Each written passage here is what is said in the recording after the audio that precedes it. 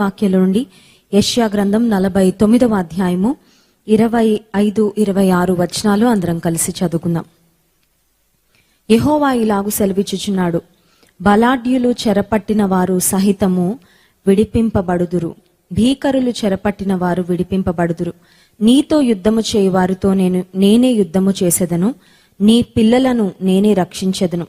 యెహోవానైన నేనే నీ రక్షకుడననియు యాకోబు బలవంతుడు నీ విమోచకుడనియు మనుష్యులందరూ ఎరుగునట్లు నిన్ను బాధించు వారికి తమ స్వమాంసము తినిపించుదును. క్రొత్త ద్రాక్షారసము చేత మత్తులైనట్లుగా తమ రక్తము చేత వారు మత్తులగుదురు. చిన్న ప్రార్థన చేసుకుందాం. పరిశుద్ధ ప్రేమ కలిగిన తండ్రి, నీకు స్తోత్రాలు. ప్రతిదినము నీ సన్నిధి మాకు తోడుగా ఉంచి మమ్మల్ని నడిపిస్తున్నందుకు నీకు స్తోత్రాలు చెల్లించుకుంటున్నాం. ప్రవ్వా, హనోకు ఏ విధంగా నీతో నడిచాడో ఈ ఆధ్యాత్మిక ప్రయాణంలో ప్రతిరోజు నీ కొరకు సమయం కేటాయించుకొని ప్రతిరోజు మరియవలె నీ పాద సన్నిధిలో కూర్చొని అయ్యా నీ మాటలు వింటున్నా, నిన్ను ఆరాధిస్తున్నా ప్రతి ఒక్కరిని చేతులకు అప్పగిస్తున్నాను. ప్రవ్వా, నీ వాక్యపు వాగ్దానాల ద్వారా ఈ రాత్రికాల సమయంలో కూడా నీవు మాతో మాట్లాడండి, మమ్మల్ని ధైర్యపరచండి. అయ్యా, నీ మెలనైన స్వరాన్ని మాకు వినిపింపచేయండి. నన్ను నీ సిలువ చాటున మరుగుపరిచి నీ నోటి బురగా వాడుకొనుమని యేసు నామమున ప్రార్థిస్తున్నాం తండ్రి, ఆమెన్. యెషయా గ్రంథం 49వ అధ్యాయంలో మనల్ని బలపరిచే వాగ్దానాలు ఎన్నో ఉన్నాయి. Isaiah, the book of Isaiah అని మినీ బైబిల్ అంటూ ఉంటారు. చాలాసార్లు మనం వింటూ ఉన్నాం. కారణం ఏంటంటే బైబిల్లో ఎలా అయితే 66 పుస్తకాలు ఉన్నాయో యెషయా గ్రంథంలో కూడా 66 అధ్యాయాలు ఉన్నాయి. యెషయా గ్రంథంలో, బైబిల్ గ్రంథంలో ఉన్న శ్రేష్టమైన వాగ్దానాల్లో అనేకమైన వాగ్దానాలు యెషయా గ్రంథంలో దేవుడు తన ప్రజలకు తన ప్రవక్త అయిన యెషయా ద్వారా అనుగ్రహించినట్లుగా మనం గమనిస్తున్నాం. ఇప్పుడు మనం చదువుకున్న 25వ వచనం ఒకసారి మనం గమనిద్దాం. యెహోవా ఇలాగు సెలవిచ్చుచున్నాడు, బలాఢ్యులు చెరపట్టిన వారు సహితము విడిపింపబడుదురు, భీకరులు చెరపట్టిన వారు విడిపింపబడుదురు. కొన్నిసార్లు మన పరిస్థితి ఎలా ఉంటుంది అంటే, నేను బంధింపబడ్డాను, ఐఎమ్ కాట్, ఐఎమ్ స్టక్. ఒక పరిస్థితిలో నేను చిక్కుకున్నాను, నాకంటే బలవంతుల చేతిలో నేను చిక్కుకున్నాను. చూడండి, సమస్యలు అందరికీ వస్తూ ఉంటాయి, కానీ సమస్య రాగానే మన మనసులో ఒక క్యాలిక్యులేషన్ నడుస్తుంది. ఆ క్యాలిక్యులేషన్ ఏంటంటే, ఈ సమస్యను అధిగమించడానికి నా దగ్గర శక్తి ఉందా, నా దగ్గర సామర్థ్యం ఉందా, నా దగ్గర బలం ఉందా, నా దగ్గర రిసోర్సెస్ ఉన్నాయా అని ఒకసారి మనం ఆలోచన చేసుకుంటాము. When we feel that the enemy is stronger, ఎవరి చేతిలో పట్టబడ్డామో, ఏ పరిస్థితిలో చిక్కుకున్నామో ఆ పరిస్థితి మన శక్తికి మించిందిగా, మన బలానికి మించిందిగా ఉన్నప్పుడు అప్పుడు నిజంగా చెప్పాలంటే భయం ప్రారంభమవుతుంది. ఆ తర్వాత అభద్రతా భావం ప్రారంభమవుతుంది. ఐ వాంట్ గివ్ అప్ అనే ఫీలింగ్ వస్తూ ఉంటుంది. ఫైట్ చేద్దాం అనే ధోరణి ఉండదు. ఎందుకంటే నేను ఒక బలవంతుని చేతిలో పట్టబడ్డాను, నా శక్తికి మించిన ఒక సమస్యలో చిక్కుకున్నాను. So this problem is beyond my capacity. నా శక్తికి సామర్థ్యానికి మించిన సమస్య నా జీవితంలో తలెత్తింది కనుక ఐ వాంట్ గివ్ అప్, నా శక్తి సరిపోదు, ఇంకా నేను పోరాడలేనులే అని కొన్నిసార్లు ఒక విక్టిమ్ మెంటాలిటీతో ఓటమిని అంగీకరించేద్దాము అనే పరిస్థితిలోకి వచ్చేస్తుంటాం. ఎక్కువ మంది ఒక పాయింట్ వరకు ధైర్యాన్ని కలిగి ఉండి ఒక పాయింట్ తర్వాత ఇంకా నా వల్ల కాదులే, ఐ కాంట్ ఫైట్ ఎనీమోర్, ఇంకా నేను తట్టుకోలేను, బహుశా నేను బ్రతకనేమో, బహుశా నేను మరణిస్తానేమో అని ఎవరైతే గివప్ చేశారో వారు తమ జీవితంలో మరణానికి చేరువయ్యారని. విశ్వాస జీవితంలో నీవు ఎదుర్కొనే సమస్యలు మోస్ట్ ఆఫ్ ద టైమ్స్ నీ శక్తికి మించినవిగా ఉంటాయి, కానీ అటువంటి సందర్భంలోనే దేవుని శక్తిని మనం ఆశ్రయించాలి. ఎందుకంటే మన శక్తి సరిపోతుంది అనుకున్నప్పుడు చాలాసార్లు మనం హ్యాండిల్ చేసుకోవడానికి ప్రయత్నం చేస్తాం, మన బ్యాటిల్ మనం ఫైట్ చేసుకోవడానికి ప్రయత్నం చేస్తాం. మన శక్తి సామర్థ్యాలతో, మనకున్న మరి మెలకువలతో, మనకున్న మంచి ఆలోచనతో సమస్యను అధిగమించాలని ప్రయత్నం చేస్తుంటాం. కానీ ఇక్కడ వ్రాయబడిన మాట ఏంటంటే, బలాఢ్యులు చెరపట్టిన వారు సహితము విడిపించబడుదురు. స్ట్రాంగర్ ఎనిమీ చేతిలో క్యాప్టివేట్ చేయబడినప్పుడు, బంధించబడినప్పుడు, ఈరోజు కోవిడ్-19 చెప్పాలంటే ఒక బలాఢ్యులు అన్నట్లుగానే ఉంది కదండి. బలమైన వారిని కూడా తీసుకొని వెళ్ళిపోతుంది. చాలా మంది యవనస్తులు కూడా వెళ్ళిపోతున్నారు. చాలా మంది బలవంతులు, మంచిగా ఫిజికల్ గా ఫిట్నెస్ కలిగిన వారు, ఆరోగ్యంగా ఉండేవారు, ఆరోగ్య నియమాలు పాటించేవారు, మంచిగా ఎక్సర్సైజ్ చేసేవారు కూడా కోవిడ్ చేతిలో బలైపోతున్నారని మనం గమనిస్తున్నాం. కానీ రాత్రికాల సమయంలో దేవుడు మనకిస్తున్న వాగ్దానం ఏంటంటే, బలాఢ్యుల చేతిలో చెరపట్టబడిన వారు సైతము విడిపింపబడుదురు. ఆ తర్వాత మాట, భీకరులు చెరపట్టిన వారు విడిపింపబడుదు. నువ్వు అనుకుంటున్నావేమో, ఒక భీకరమైన పోరాటంలో నేను ఉన్నాను, నాకంటే బలమైన ఒక వైరస్తో నేను పోరాడుతున్నానని. ఇంక ఇప్పుడు బ్లాక్ ఫంగస్, వైట్ ఫంగస్ అని ఇంక ఎన్ని ఫంగస్లు, ఇంకెన్ని వైరస్లు మరి పిక్చర్లోకి వస్తే అర్థం కావడం లేదు. చెప్పాలంటే ఒక డెడ్లీ పెస్టిలెన్స్ ప్రపంచంలో భయంకరమైన మరణాలకు కారణమవుతుందేమో అనిపిస్తుంది. ఒకదాని తర్వాత ఒకటి, ఒక వార్త తర్వాత ఒకటి, ఒక విషయం తర్వాత మరొక విషయం అన్నట్లుగా మనకు అనిపిస్తూ ఉన్నప్పటికీ, అయితే మనం గుర్తించాల్సింది ఏంటంటే బలాఢ్యుల చేతిలో చెరపట్టబడిన వారు సైతము విడిపించబడతారు అనే వాగ్దానాన్ని ఈ రాత్రికాల సమయంలో మనం క్లెయిమ్ చేద్దాం. కారణం ఏంటంటే ఈ వాగ్దానాన్ని ఇచ్చింది నరమాత్రుడు కాదు. ఈ వాగ్దానాన్ని ఇచ్చింది ఒక డాక్టర్ కాదండి. హాస్పిటల్ అడ్మిట్ అయినప్పుడు ఆ హాస్పిటల్లో ఉన్న బెస్ట్ డాక్టర్ మన దగ్గరకు వచ్చి, మీకేం పర్వాలేదండి, మీ వారిని క్షేమంగా మీకు అప్పగించే బాధ్యత నేను తీసుకుంటాను, వాళ్ళకి ఎన్ని ఇన్ఫెక్షన్స్ వచ్చినా, వాళ్ళ పరిస్థితి ఎంత భయంకరంగా ఉన్నా నేను చూసుకుంటాను అని ఒక ధైర్యం ఇచ్చారంటే ఇక మనం చక్కగా రిలాక్స్గా ఉంటాం. ఇంటికి వెళ్ళినా చక్కగా నిద్రపోగలం, నిశ్చింతగా ఉండగలం. ఈ రాత్రికాల సమయంలో బలాఢ్యులు చెరపట్టబడిన వారు సైతం విడిపించబడతారు అని వాగ్దానం చేసింది it is not the world famous doctor. ఎందుకంటే ఈ రోజుల్లో పరిస్థితులు గమనిస్తుంటే వరల్డ్ ఫేమస్ డాక్టర్స్ కూడా కొన్ని పరిస్థితుల్లో చేతులు ఎత్తేస్తున్నారు. వీ ట్రైడ్ ఆర్ బెస్ట్, మేము చేయాల్సిందంతా చేసాం, మేము చేయగలిగినవన్నీ చేసాము, కానీ మరి చెప్పలేం పేషెంట్ కండిషన్ ఎప్పుడు ఎలా ఉంటుందో తెలియదని ఒకవేళ డాక్టర్స్ చేతులు ఎత్తేచేమో, కానీ డాక్టర్స్కు డాక్టర్గా the greatest physician of all time, కత్తులు, కత్తెరలు, అనెస్థీషియా ఏమీ లేకుండా, మెడిసిన్స్, తర్వాత పెయిన్ బామ్స్, ఆయింట్మెంట్స్ ఏమీ లేకుండా అనేక మంది వ్యాధిగ్రస్తులను స్వస్థపరిచిన, కుళ్ళిపోయిన దేహాలను సైతం సజీవులుగా లేపిన యేసుక్రీస్తు ప్రభువు, దేవాతి దేవుడు, సర్వశక్తిమంతుడు, స్వస్థపరచు యెహోవాను నేనే అని వాగ్దానం చేసిన దేవుడు ఈ రాత్రికాల సమయంలో మనకిస్తున్నాడు ఈ వాగ్దానం. అదేంటంటే ఒకవేళ నువ్వు బలాఢ్యుల చేతిలో పట్టబడ్డానని బాధపడుతున్నావా? I'm stuck. ఎలా పట్టబడ్డానో తెలియదండి. అన్ని ప్రికాషన్స్ తీసుకున్నాను, మాస్కులు వేసుకున్నా, గ్లవ్స్ వేసుకున్నా, శానిటైజర్ వాడుతున్నాను, తీసుకోవాల్సిన అన్ని జాగ్రత్తలు తీసుకున్నాను, కానీ ఈ వైరస్ చేతిలో పట్టబడ్డాను అని నీవు అనుకుంటున్నట్లయితే పట్టబడిన నిన్ను దేవుడు విడిపిస్తానని ఈ రాత్రికాల సమయంలో వాగ్దానం చేస్తున్నాడు. ఆమెన్. ఆ తర్వాత మాట మనం చూసినట్లయితే, నీతో యుద్ధము చేయు వారితో నేనే యుద్ధము చేయుదును. I will contend with those who contend with you అనే మాట ఇంగ్లీష్ బైబిల్లో చూసినాం. నీతో ఎవరు యుద్ధం చేస్తున్నారో వారు ఒకవేళ నీకంటే బలవంతులని నువ్వు భయపడుతున్నావు కదా, నువ్వు నా వెనక్కి వచ్చి నిలబడు. నువ్వు జస్ట్ నా మీద ఆధారపడు చాలు, నీ పక్షంగా నేను యుద్ధం చేస్తాను. I will fight your battle. నీ పక్షంగా నేను యుద్ధం చేస్తాను, నీ పక్షంగా జయము నేను ఇస్తాను, నీ తల నేను ఎత్తుతాను, నిన్ను ప్రాణంతో సురక్షితంగా నేను కాపాడుతాను. ఆనాడు గొల్యాతు ఇశ్రాయేలీయులను సవాల్ చేస్తున్నప్పుడు దేవుని పక్షంగా వెళ్ళి నిలబడ్డానికి ఒక్కరు కూడా లేరు, కానీ దావీదు ఒక్కడు నిలబడ్డాడండి. దేవుడు నా పక్షంగా ఉన్నాడు అనే కాన్ఫిడెన్స్ తో దావీదు బ్యాటిల్ ఫీల్డ్ లో అడుగు పెట్టగానే విజయం వచ్చింది. ఈ రాత్రికాల సమయంలో కూడా నీవున్న పరిస్థితుల్లో బహుశా చాలా డిప్రెసింగ్ గా నీకు అనిపించవచ్చు. ఒకవేళ నీ మానసిక స్థితి చాలా డౌన్ ఉండొచ్చు, ఎందుకు ఈ స్థితి నాకు వచ్చిందని. కానీ దేవుడు నీకు వాగ్దానం చేస్తున్నాడు, నువ్వు యుద్ధ భూమిలోనే ఉన్నావు. దట్స్ రైట్, నువ్వు యుద్ధం చేస్తున్నావు, కరెక్టే. నీకు ఎదురుగా ఉన్న శత్రువు చాలా భీకరమైన శత్రువుగా, చాలా బీభత్సంగా నీకు కనిపిస్తున్నాడు, కరెక్టే. అయితే నీ పక్షంగా నేను యుద్ధము చేస్తాను, నీతో యుద్ధము చేయు వారితో నేను యుద్ధము చేయుదును. కొన్నిసార్లు యుద్ధం అంతా మనమే చేస్తున్నాం అనుకున్నప్పుడు టెన్షన్ ఉంటుందండి. యుద్ధం అంతా నేనే చేసేస్తున్నాను అనుకున్నప్పుడు మనం రెస్ట్లెస్గా ఫీల్ అవుతాము, ఇన్సెక్యూర్గా ఫీల్ అవుతాము, ఇన్యాడిక్వేట్గా ఫీల్ అవుతాము. నా శక్తి సరిపోదు, నా దగ్గర ఉన్న ఆయుధాలు సరిపోవు, నాలో ఉన్న ఇమ్యూనిటీ సరిపోదు, నాలో ఉన్న మానసిక ధైర్యం సరిపోదని ఇలాంటి ఆలోచనలు వస్తాయేమో. కానీ దేవుడు నీ పక్షంగా యుద్ధం చేస్తున్నాడని నువ్వు గుర్తుపెట్టుకుంటే you can be sure about victory and you can definitely be confident and బోల్డ్.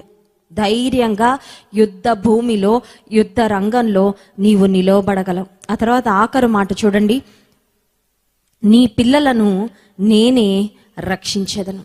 ఈ రాత్రికాల సమయంలో ఎంతమంది కుటుంబాలలో చిన్న పిల్లలు, పసిబిడ్డలు, చంటి పిల్లలు, లేక మరి ఆయా ఏజ్ గ్రూప్స్లో మేబీ టీనేజర్స్ పిల్లలు ఏ కుటుంబాల్లో ఉన్నారో వారందరూ ఈ వాగ్దానాన్ని మనం క్లెయిమ్ చేద్దాం. ఎందుకంటే గవర్నమెంట్ థర్డ్ వేవ్ రాబోతుంది అని చెప్తున్నారు, కొన్ని దేశాల్లో ఆల్రెడీ స్టార్ట్ అయిందని చెప్తున్నారు.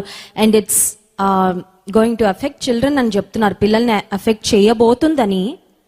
ఒకవేళ గవర్నమెంట్ ఎన్నన్నా చెప్పచ్చు, ఒకవేళ వచ్చిన తర్వాత మేబీ పిల్లలు ఎఫెక్ట్ అవ్వచ్చు, కానీ భారతదేశానికి ఇంకా థర్డ్ వేవ్ హిట్ అవ్వకముందే దేవుడు మనకు ఒక వాగ్దానం ఇస్తున్నాడు. ఆ వాగ్దానం ఏంటంటే, నీ పిల్లలను నేనే రక్షించెదను. హల్లెలూయా. ఈ రాత్రికాల సమయంలో ఈ వాగ్దానాన్ని మనం క్లెయిమ్ చేద్దాం. ప్రభువా, నాకున్న పిల్లలు నేను రక్షిస్తానని, నేను కాపాడుతానని అనైతే నేను అనుకోవడం లేదు. ఎందుకంటే మనందరం ఎన్ని ప్రికాషన్స్ తీసుకున్నా కోవిడ్ ఇప్పటి వరకు ఎఫెక్ట్ అయిన వాళ్ళకి ఆల్రెడీ ఎఫెక్ట్ అయిపోయింది. కొన్నిసార్లు మనకే అర్థం కాదు ఎటు నుంచి వచ్చింది, అసలు ఎలా ఎఫెక్ట్ అయింది, నేను ఇన్ని జాగ్రత్తలు తీసుకుంటే మా ఇంట్లోకి ఎలా ప్రవేశించింది, మా ఇంట్లో పెద్దవాళ్ళు ఎలా ఎఫెక్ట్ చేసింది, వాళ్ళు అసలు ఇంట్లోంచి బయటకే వెళ్ళలేదే అని మనం ఆశ్చర్యపోతున్నాం జరుగుతున్న పరిస్థితులను చూస్తున్నప్పుడు. అయితే ఈ రాత్రికాల సమయంలో ఒకవేళ నీ పిల్లల కోసం నువ్వు ఆందోళన పడుతున్నావేమో. చూడండి, తల్లిదండ్రుల ప్రాణం చాలాసార్లు పిల్లల్లో ఉంటుంది. మనకేమన్నా అయితే ఒకవేళ తట్టుకోగలం, కానీ పిల్లలు సఫర్ అవుతుంటే, పిల్లలు బాధపడుతుంటే, పిల్లలు వ్యాధితో ఉంటే నిజంగా తల్లిదండ్రుల మనసు తల్లడిల్లిపోతుంది, చాలా బాధపడిపోతాం. వారు సఫర్ అవుతుంటే తల్లిదండ్రులు తట్టుకోలేరు. ఈ రాత్రికాల సమయంలో ఒకవేళ నీ పిల్లల గురించి నువ్వు ఆందోళన చెందుతున్నావేమో, instead of spending time worrying for your children, instead of spending time feeling stressed about your children safety and protection, start praying for your children and start claiming God's promises over your children. అమ్మో ఏమైపోద్ది నా పిల్లలకి, అమ్మో నా పిల్లల్ని నేను ఎలా కాపాడుకోవాలి, నా పిల్లల్ని ఎలా భద్రపరచుకోవాలి అని జరగబోయే కీడు ఒకవేళ నువ్వు ఊహించుకొని భయపడిపోతూ నువ్వు స్ట్రెస్గా ఫీల్ అవుతున్నట్లయితే, ఈ రాత్రికాల సమయంలో వరీ అవుతూ స్ట్రెస్ ఫీల్ అవుతూ నీ సమయాన్ని వ్యర్థం చేసుకోవడం కంటే, ప్రియమైన తల్లి, ప్రియమైన తండ్రి, దేవుని సన్నిధిలో నీ బిడ్డల కొరకు ప్రార్థన చేస్తూ దేవుని వాగ్దానాన్ని ఎత్తి పడుతూ దేవుని సన్నిధిలో నువ్వు ఆయన కాపుదల కొరకు వేడుకో. యుఎస్కు ఫస్ట్ టైం నేను ప్రయాణం చేసినప్పుడు ఆల్మోస్ట్ 5 ఫ్లైట్స్ నేను మారి వెళ్ళడం జరిగిందండి నా డెస్టినేషన్కు. నా డెస్టినేషన్ సిటీకి వెళ్ళడానికి ఐ ఫ్లూ త్రూ స్విట్జర్లాండ్ అనమాట. స్విస్ ఎయిర్పోర్ట్ మీద నుంచి అలా తిరుక్కుంటా వెళ్ళాను 5 flights. It was a very long journey. అయితే నేను వెళ్తున్న ఫ్లైట్లో, స్విస్ ఎయిర్వేస్ అనే ఫ్లైట్లో నేను ఫస్ట్ టైం ట్రావెల్ చేయడం జరిగింది. సో స్విస్ ఎయిర్వేస్ అనే ఫ్లైట్లో వెళ్తున్నప్పుడు అక్కడ ముందు ఒక చిన్న మానిటర్ ఉంటుంది. ఆ మానిటర్లో కింద మనం ఆకాశంలో ఎగురుతుంటే మన కింద ఏ దేశాలు ఉన్నాయి, కింద ఏ పరిస్థితులు ఉన్నాయి అనేది ఆ స్క్రీన్లో చూపిస్తూ ఉంటుంది.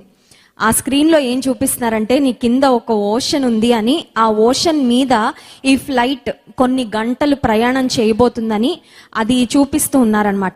ఎప్పుడైతే అది చూస్తున్నానో సడన్గా ఒక ఆలోచన వచ్చింది. ఆలోచన ఏంటంటే, ఇప్పుడు నా ఫ్లైట్ ఒక మహాసముద్రం మీద ప్రయాణం చేస్తూ ఉంది. వాట్ ఇఫ్, చెప్పాను కదండి కొన్నిసార్లు విశ్వాసంలో బలహీనంగా ఉన్నప్పుడు మనలో వచ్చే ఒక ఆలోచన, వాట్ ఇఫ్, అమ్మో ఇలా అయితేనో అనే ఒక ఆలోచన. సో అప్పుడు నాకు వచ్చిన ఒక ఆలోచన ఏంటంటే, ఇప్పుడు సడన్ గా ఈ ఫ్లైట్ ఆ సముద్రంలో పడిందంటే ఏంటి పరిస్థితి అని ఒక ఆలోచన, వాట్ ఇఫ్ అనే ఒక థాట్ వచ్చింది. మళ్ళీ వెంటనే దేవుడు మళ్ళీ విశ్వాసాన్ని నింపి ధైర్యం ఇచ్చి, ఏమి కానివ్వడు, నా ఫ్లైట్ను సురక్షితంగా డెస్టినేషన్కు నా ప్రభువు చేరుస్తాడని అభద్రతా భావం కానీ భయం కానీ వచ్చినప్పుడు నా ప్రక్కన ఎవరు ఇండియన్స్ లేరు, ఎవరు కలీగ్స్ లేరు నా ఫియర్ని కానీ లేకపోతే నా లోపల ఉన్న ఆలోచనలను షేర్ చేసుకోవడానికి. ఇంటికి ఫోన్ చేసి మాట్లాడే పరిస్థితి లేదు. అయితే ఆ సమయంలో దేవునికి అప్పచెప్పుకున్న, ప్రభా ఈ ప్రయాణంలో నీవే నాకు కావాల్సిన భద్రత అనుగ్రహించు, సేఫ్గా నన్ను గమ్యస్థానానికి చేర్చు ప్రభా అని ప్రార్థన చేసుకోగానే మళ్ళీ ఆ మనసులో వచ్చిన ఆలోచన ఏదైతే ఉందో, ఆ ఫియర్ ఏదైతే ఉందో, వెంటనే దట్ ఫియర్ వాజ్ లిఫ్టెడ్ అవే. ఎందుకు ఈ మాటలు చెప్తున్నానంటే, ఒకవేళ నువ్వు నీ పిల్లల కొరకు భయపడుతున్నావేమో, నీ పిల్లల కొరకు ఆందోళన చెందుతున్నావేమో, ఈ రాత్రికాల సమయంలో దేవుడు ఇస్తున్నాడు వాగ్దానము. నీ పిల్లలు అనుకుంటున్నావు కదా, నీ పిల్లల కంటే ముందు వారు నా పిల్లలు. హల్లెలూయా. కొన్నిసార్లు మనం అనుకుంటాం నా పిల్లలు అని. నీ పిల్లలు కరెక్టేనమ్మా, నువ్వు కన్నావు కాబట్టి నీ పిల్లలు కరెక్టే. అయితే నీ పిల్లల కంటే ముందు వారు దేవుని పిల్లలు, దే ఆర్ గాడ్స్ చిల్డ్రన్. ఎందుకంటే ఆయన కదా వారిని చేసింది. నీ పిల్లలు దేవుని పిల్లలు, నీ పిల్లలను కాపాడే బాధ్యత దేవుడు తీసుకుంటానని వాగ్దానం చేస్తున్నాడు. హల్లెలూయా. నువ్వు నేను చేయాల్సింది ఏంటంటే, ఆ బిడ్డలను దేవుని చేతికి అప్పగించడం. నా చేతిలో ఉన్నారు నా పిల్లలను కాపాడేది నేనే అని అనుకుంటున్నావు, కానీ దేవుని చేతికి అప్పచెప్పి, అయ్యా ఈ పిల్లలను నువ్వు కాపాడు, ఈ బిడ్డలు నువ్వు భద్రపరచు, ఏ వ్యాధి ఏ అనారోగ్యం రాకుండా నువ్వు నీ కనుసన్నల్లో ఉంచు ప్రభా, కావలసిన మంచి ఆరోగ్యాన్ని దయచేయని దేవుని చేతిలో మన బిడ్డలను పెట్టగలిగితే దేవుడిస్తున్నాడు ఈ వాగ్దానము, నీ పిల్లలను నేనే రక్షించదని. 26వ వచనం, యెహోవానైన నేనే నీ రక్షకుడననియు యాకోబు బలవంతుడు నీ విమోచకుడనియు మనుష్యులందరూ ఎరుగునట్లు నిన్ను బాధించు వారికి తమ స్వమాంసమును తినిపించుదును. నిన్నెవరు బాధిస్తున్నారో వారి పక్షంగా నేను తీసుకుంటా రివెంజ్. నీకు విరోధంగా నీతో యుద్ధం చేసే వారితో నేను యుద్ధం చేస్తాను. నీ పక్షంగా నిన్ను విమోచించడానికి నేను ఉన్నానని నీ చుట్టూ ఉన్న వారు ఎరుగునట్లుగా నీ జీవితంలో కార్యం చేస్తాను. హల్లెలూయా. రహస్య జీవితంలో దేవుని సన్నిధిలో నువ్వు చేస్తున్న మోకాళ్ళ ప్రార్థన, నీవు చేస్తున్న కన్నీటి ప్రార్థన, రాత్రి జాముల్లో మోకరించి నీ కుటుంబం కొరకు, నీ బిడ్డల కొరకు నువ్వు కారుస్తున్న కన్నీరు మనుషులందరూ చూసే విధంగా దేవుడు నీ జీవితంలో అద్భుతాలు చేయడానికి దోహదపడుతుంది. Hallelujah. Your private spiritual life actually reflects in your public life. నీ రహస్య జీవితంలో దేవునితో నీ సంబంధం ఎలా ఉందో, దేవునితో నీ నడవడిక ఎలా ఉందో, దేవునికి నువ్వు ఎంత సాన్నిహిత్యంగా ఉంటున్నావో, పరిశుద్ధమైన జీవితాన్ని ప్రేమిస్తూ దేవుని కొరకు ఎలా బ్రతుకుతున్నావో దాని యొక్క రిఫ్లెక్షన్ ఖచ్చితంగా నీ యొక్క బాహ్య జీవితంలో, నీ సంఘ జీవితంలో మనుషులు చూచినట్లుగా గుర్తించినట్లుగా అది ప్రతిబింబిస్తూ ఉంటుంది అని గుర్తించు. Never underestimate the power of prayer. ప్రార్థన యొక్క శక్తిని ఏనాడు తక్కువ అంచనా వేయద్దు. నీవు చేసే ప్రార్థన, నీవు దేవుని సన్నిధిలో కలిగి ఉన్న విశ్వాసము, ఒక యుద్ధ భూమిలో నీవు ఉన్నప్పుడు, ఒక యుద్ధ రంగంలో ఉన్నప్పుడు బలాఢ్యుల చేతిలో పట్టబడ్డాను అని నీకు అనిపిస్తున్నట్లయితే అడుగు, ప్రభువా నువ్వు బలవంతుడు అయిన దేవుడవయ్యా, నా శత్రువు నాకంటే ఎంత బలమైనదని అయిండొచ్చు, కానీ అందరికంటే బలవంతుడో నీవున్నావు, అన్నిటికంటే పైగా నీవున్నావు, అన్ని పరిస్థితులు నీ ఆధీనంలో స్వాధీనంలో ఉన్నాయి, నాకు సహాయం చేయి అని దేవుణ్ణి అడగగలిగితే నిన్ను విడిపించటం, నిన్ను తప్పించటం మాత్రమే కాదు, నేను నీ పిల్లలను కాపాడుతాను, నేను నీ పిల్లలను రక్షిస్తానని దేవుడు వాగ్దానం ఇస్తున్నాడు. దేవుని వాగ్దానము మన కుటుంబాల్లో క్లెయిమ్ చేద్దాం. దేవుని వాగ్దానాలు మన వ్యక్తిగత జీవితాల్లో, మన కుటుంబాల్లో నెరవేరును గాక. ఆమేన్. చిన్న ప్రార్థన చేసుకుందాం. పరిశుద్ర ప్రేమ కలిగిన తండ్రి, నీకు స్తోత్రాలు. ఈ రాత్రికాల సమయంలో నీ వాక్యం ద్వారా మీరు మాతో మాట్లాడినందుకు వందనాలయ్యా. బిడ్డలందరినీ నీవే కాపాడండి, సంరక్షించండి, నీ భద్రత దయచేయండి, నీ దివ్య వాగ్దానాలు మా కుటుంబాల్లో నెరవేర్చండి. యేసు నామమున ప్రార్థిస్తున్నాం తండ్రి, ఆమేన్. దేవుని స్తుతించి ఆరాధించుకుందాం. ఇది ప్రభువును స్తుతించే సమయం. స్తుతి చేయడానికి విశ్వాసం ఎప్పుడు ముందుండాలండి. హల్లెలూయా. ఎందుకంటే పరలోక రాజ్యంలో ప్రసంగాలు ఉండవు, ప్రార్థనలు ఉండవు, తర్వాత పరిచర్య ఉండదు, ఏమి ఉండదు. పరలోక రాజ్యంలో ఉండబోయేదే స్తుతి. సో విశ్వాసలంగా మనందరం స్తుతి చేయడం నేర్చుకోవాలి. స్తుతి చేయుట యథార్థవంతులకు శోభస్కరము అనే మాట, it is fitting for the upright to praise God అనే మాట వాక్యంలో మనం చూస్తున్నాం. సంతోష హృదయాలతో, ఉత్సాహంతో దేవుని స్తుతించి ఆరాధిద్దాం.